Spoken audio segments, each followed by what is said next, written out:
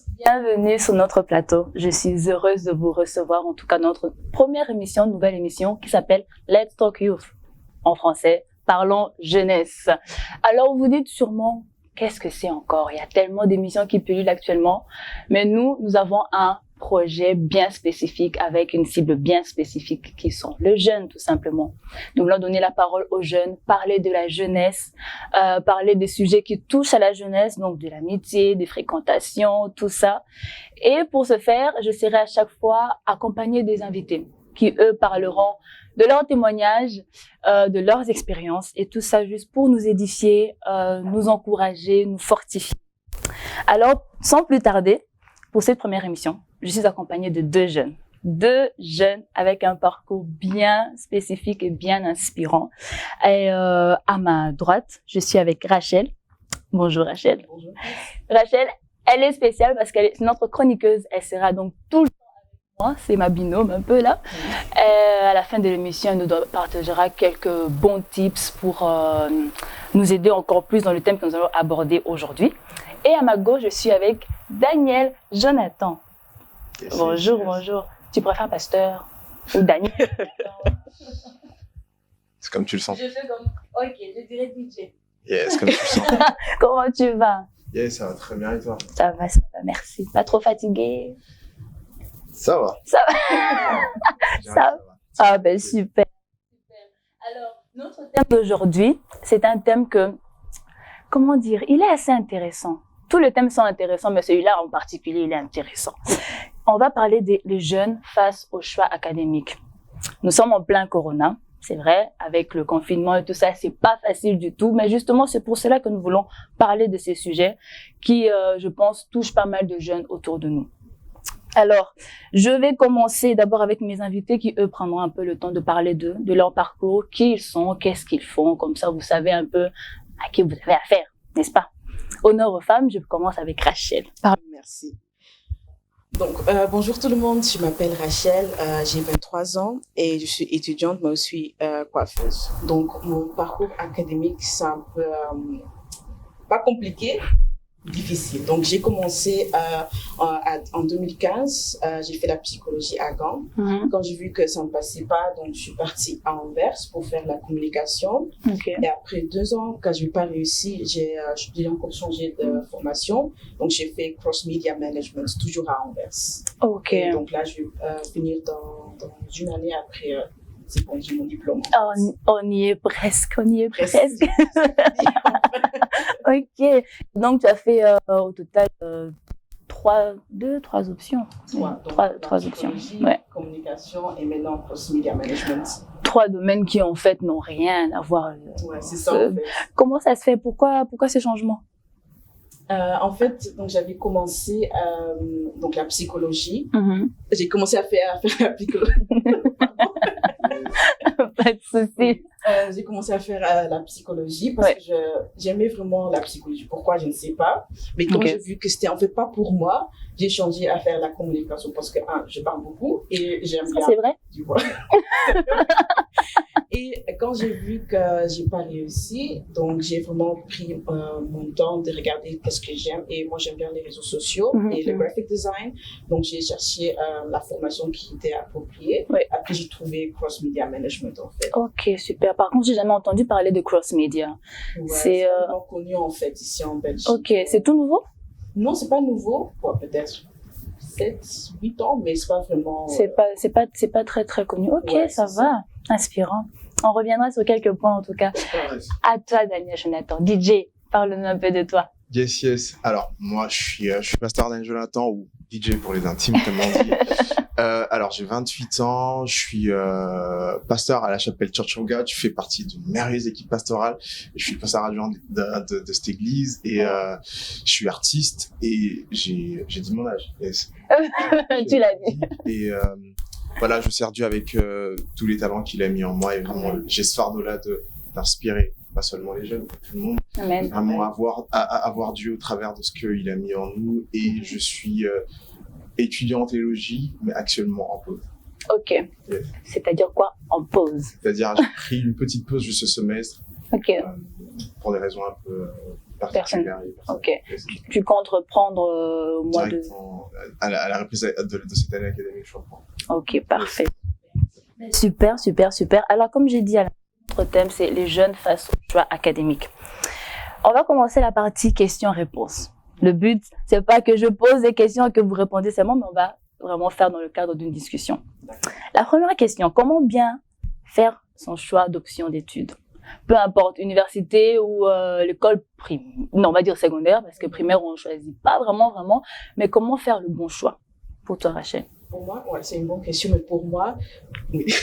Pour moi, c'est une bonne question, mais pour moi, personnellement, tu dois vraiment regarder ce que tu aimes faire et ce que tu fais au quotidien. Ok. Après, tu cherches vraiment les formations qui sont appropriées. Après, là, tu fais ton choix. Mais pour avoir justement accès aux infos de ces formations-là, qu'est-ce que tu conseilles? Demander de l'aide, aller dans les portes ouvertes des campus ou bien... Ouais, mais moi, je préfère regarder sur Internet parce que si tu pars dans le truc là, des infos au campus, Ouais. là, en fait, ils veulent trop t'attirer dans leur école, Ouais, ok. tu vois, au lieu Ouais. de vraiment donner des informations à propos des formations. Exactement. Donc, pour moi, c'est mieux de regarder sur Internet que partir au campus. Ok. Et pour toi, DJ, qu'est-ce qui a bien fonctionné pour faire ton choix d'études finalement? Alors moi, je vais dire, ça va partir d'abord de se connaître soi. Ok. Ça, c'est D'abord, important. le point de base pour faire... En tout cas, je dirais pas seulement le choix des études, Ouais. mais dans tout choix, il faut partir sur base de la connaissance de qui on est, ce qu'on Exactement. veut faire, où on Exactement. veut aller, et qu'est-ce que Dieu attend de nous finalement. Ça, c'est un très bon point. Juste pour appuyer ce que vous avez dit, je suis tombée sur un article en cherchant. Je reçois souvent des articles intéressants. Donc, ça date de 1999. Ça a l'air de dater de très longtemps, mais ce qui est écrit est quand même d'actualité. Donc, je cite. C'est effectué par un monsieur qui s'appelle Pascal Prignon, un philosophe namurois. Il dit, au moment de choisir, il y a deux enjeux. D'un côté, il y a ce que le jeune souhaite, donc un style de vie à propos duquel il fantasme dans ses rêves. Et de l'autre côté, il y a ce que la société souhaite qu'il soit. C'est qu'elle offre comme possibilité ou c'est qu'elle impose comme contrainte. Qu'est-ce que vous pensez de cette citation? Toi, tu as parlé il faut vraiment se connaître, savoir ce qu'on aime, ce qu'on veut faire finalement. On peut lier ça aussi avec le fait de justement savoir ce qu'on veut faire, quoi. Alors, ça peut paraître un discours très exigeant de dire savoir se connaître, mais après, chacun va avoir son processus d'aller dans ce parcours-là, de dire, OK, j'ai envie de savoir qui je suis, ce que Dieu attend de moi. Mais je dirais, pour moi, je me base vraiment sur la question de se connaître. Et après, comme il a dit, ce que la société attend de nous, ce que les autres, parfois ça va même être la famille. C'est vrai. Parce que la famille, ce que notre entourage va attendre de nous par rapport au choix qu'on va faire, ou pour peut-être aller pour leur honneur, ou pour leur mettre à l'abri. Mais maintenant, moi, je dirais vraiment, tout va se baser de cette quête de savoir ce que Dieu attend. Même si ça va être progressif, même si ça va prendre du temps, mais je me baserai vraiment sur ça. Exactement. Moi, franchement, pour ma part, c'est vrai que la première année, pour la petite histoire, j'ai commencé avec les sciences commerciales, la première année. Et je savais pas du tout ce que je voulais faire. Mon choix était basé sur ce que le professeur pensait que moi je pouvais faire. Je me suis pas vraiment posé la question de est-ce que j'aime les sciences, est-ce que j'aime les maths. Je suis pas nulle en maths, mais je suis pas non plus voilà, on s'est compris. Et donc ça fait que la première année, je l'ai ratée. Par contre, avec le recul, je me dis que c'était un mal pour un bien. Ça m'a quand même permis de me découvrir et de rebondir et de finalement me retrouver dans quelque chose que j'aime énormément. Donc, en soi, les échecs la première année ne doivent pas être une fatalité. C'est ça. Donc, je sais pas, comme toi, tu as changé un peu, tu as changé 2-3 fois. Qu'est-ce que tu pourrais, par rapport à ton expérience, aider en fait ce jeune-là qui est en train de se dire, OK, ça, j'ai pas réussi, ça, j'ai pas réussi, ça, j'ai pas réussi. Qu'est-ce que tu pourrais lui dire comme encouragement par rapport à sa quête de chercher un peu ce qu'il veut faire, quoi? Oui, d'abord, ne te laisse surtout pas décourager par ce que les autres disent de toi. Oh, t'as échoué, c'est pas bien, t'es nul. tout ça. Écoute, en fait, ton cœur, c'est ce que tu veux faire et c'est que Dieu veut que tu fasses, en fait. Et après, de là, tu commences à chercher ce que tu aimes et comme ça, tu cherches tes formations, quoi. Ok. Super. La deuxième question que j'ai pour vous, après avoir finalement trouvé ce qu'on veut faire, ça revient au même, mais comment faire en sorte d'éviter le mauvais choix dès le départ? On commence l'université, par exemple. Ok, je crois que je peux aller. Mais en fait, ça part sur la même chose. La même chose. Ouais, on revient dessus. Justement, chaque décision qu'on va prendre va être précédée d'une réflexion et de se dire, ok, pourquoi je fais ça? Tu vois, pourquoi je fais ça? Et où est-ce que ça va m'amener? Ouais. Ok, et on va se poser ces questions-là. Et si on sait répondre à ces questions-là, je pense que ça va nous éviter certains trucs. Et ça va être pas seulement pour les études, mais ça va être pour plein de trucs qu'on fera et qui va être des choses à long terme. Ça va juste être succédé par la question de se dire, ok, pourquoi je fais ça? Est-ce que ça va m'amener? Et toujours voir à long terme et toujours être, comment dire, avoir une vision claire. Exactement. De ce qu'on veut faire, de où on veut aller. Mais maintenant, tu as dit un mot de savoir où on veut aller. Maintenant, est-ce qu'il faut tenir compte seulement de ce que le Saint-Esprit nous dit, ou bien tenir aussi compte de ce qui se passe sur le marché actuel? Ok. Parce que il n'y a pas que les chrétiens qui nous suivent. En effet. Nous, on marche selon la foi, le précepte de Dieu. Par exemple, un jeune qui nous regarde, Dieu, mais je fais mon choix par rapport à ce que vous me dites ou bien par rapport à ce qui se passe sur le marché du travail. Yes, justement, c'est ce que j'ai dit. Quand j'ai dit de savoir ce qu'on veut, c'est pas forcément pour les chrétiens. C'est pas seulement les chrétiens qui doivent savoir ce qu'ils veulent, où ils veulent aller. Et où tu veux aller, ça va être peut-être un domaine qui est dans le marché où il y a des débouchés, etc. Et vraiment se dire, ok, si j'ai envie de travailler rapidement, bah, je fais quelque chose qui me donne direct. C'est vraiment le fait de dire, ok, qu'est-ce que j'ai envie de faire? Si je veux travailler rapidement, bah, je regarde ce qui est ici et là, je le fais. Et si maintenant, je veux prendre un chemin qui est atypique et j'assume que je vais prendre ce chemin-là, j'y vais. Tu vois, c'est vraiment de se poser des bonnes questions. De se poser des très bonnes questions. Et ça, c'est vraiment des choses, chrétien ou pas chrétien, tout le monde doit se poser des bonnes questions. Et maintenant, tu vas voir la différence de ceux qui vont avoir la foi et qui ils vont se poser différemment la question, mais juste humainement, on va se poser des questions et on va juste savoir où est-ce que je veux aller.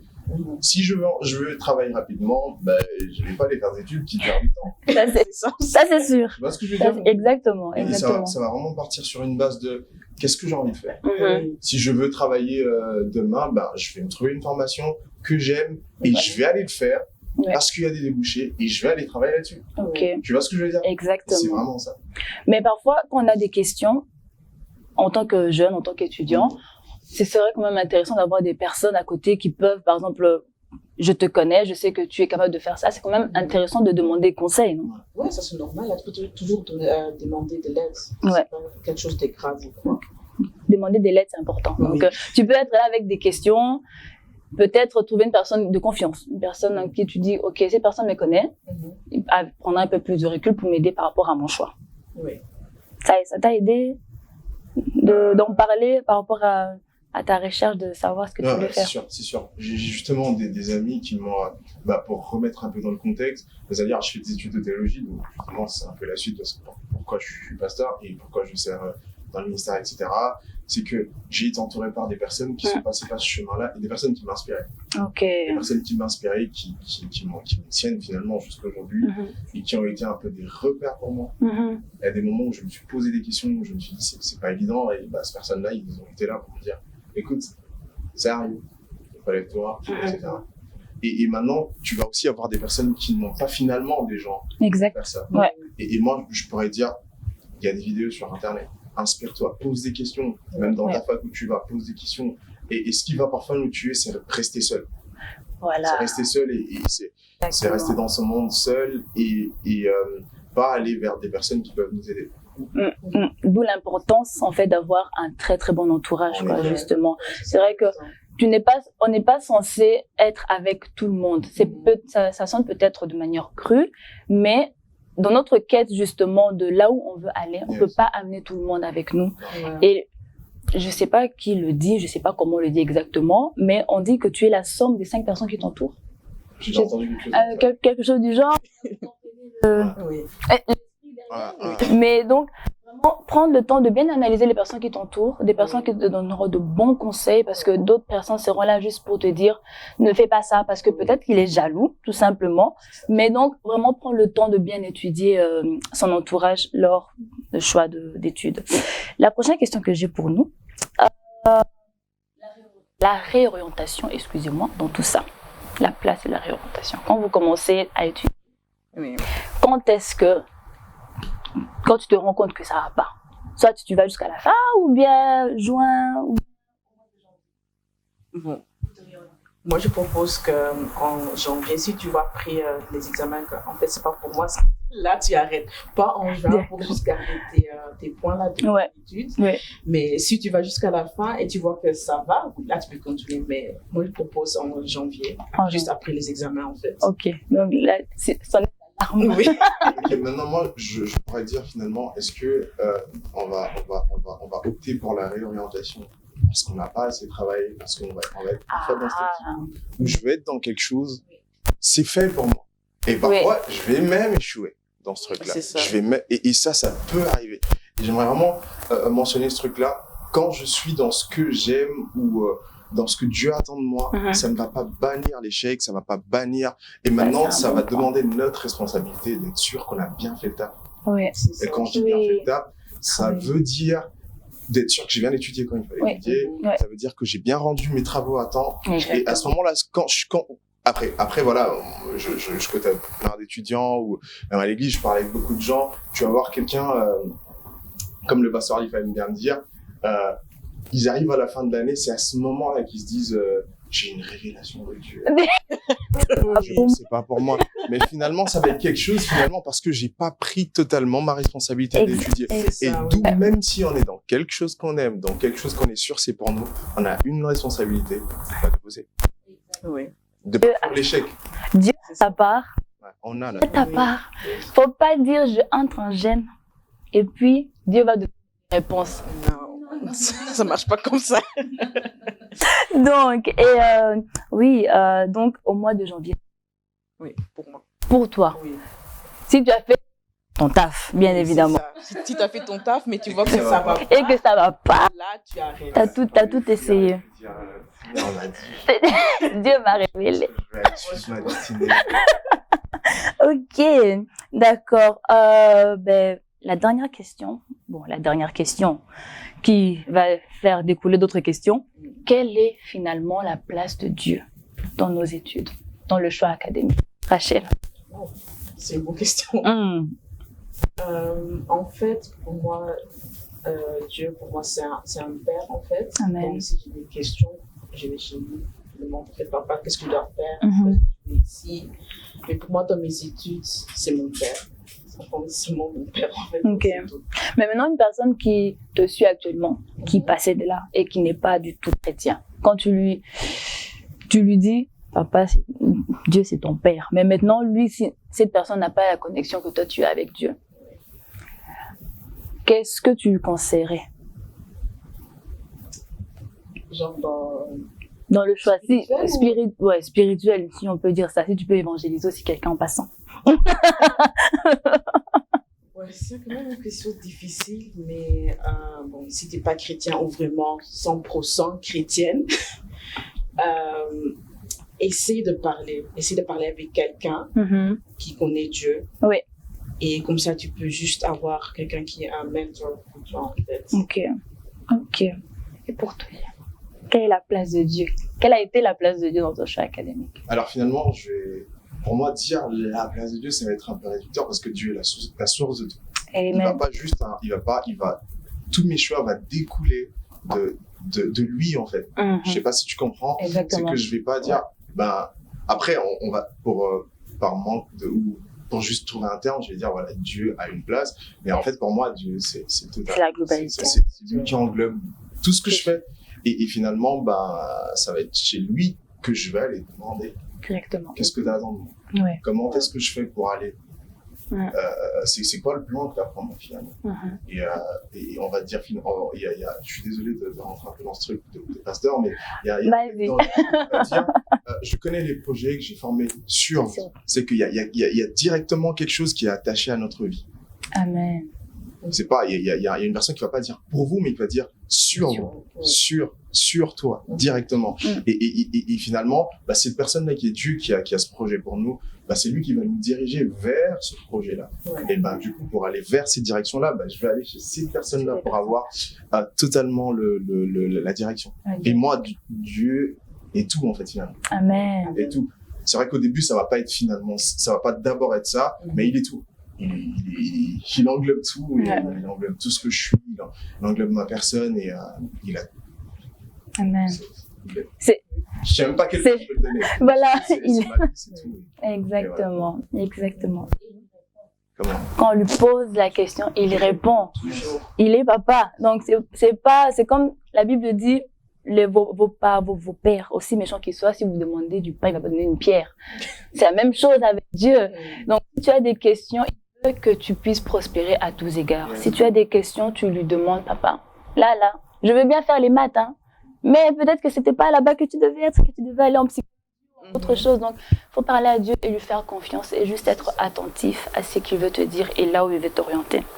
Alors, nous allons passer à notre moment chronique. La chronique du jour avec Rachel. Elle va juste nous donner quelques tips pour nous aider. Après, ce n'est pas une science parfaite, mais c'est juste donner quelques alternatives et quelques conseils pour faire un bon choix.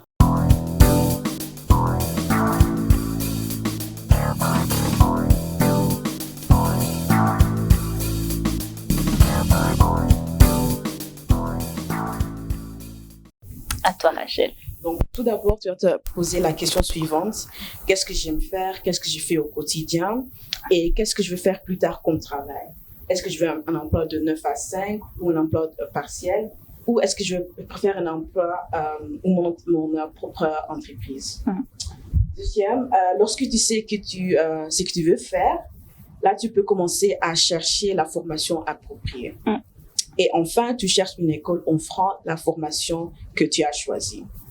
Mais surtout, si tu fais une mauvaise chose et si tu as besoin de faire de demander d'aide, ce n'est pas quelque chose de grave, c'est normal.